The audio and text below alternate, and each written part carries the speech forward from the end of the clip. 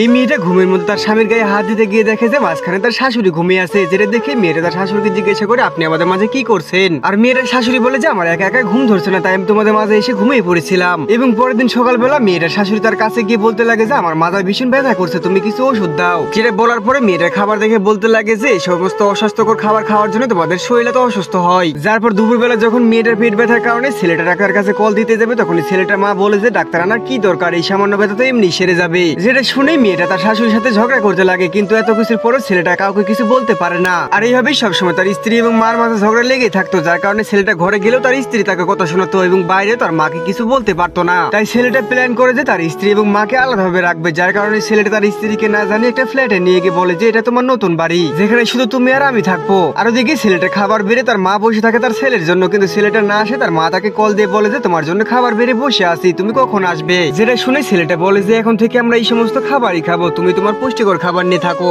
বন্ধুরা, ছেলেটা তার স্ত্রীর জন্য তার মার সাথে কি ঠিক ব্যবহার করছে? কমেন্ট করে জানান।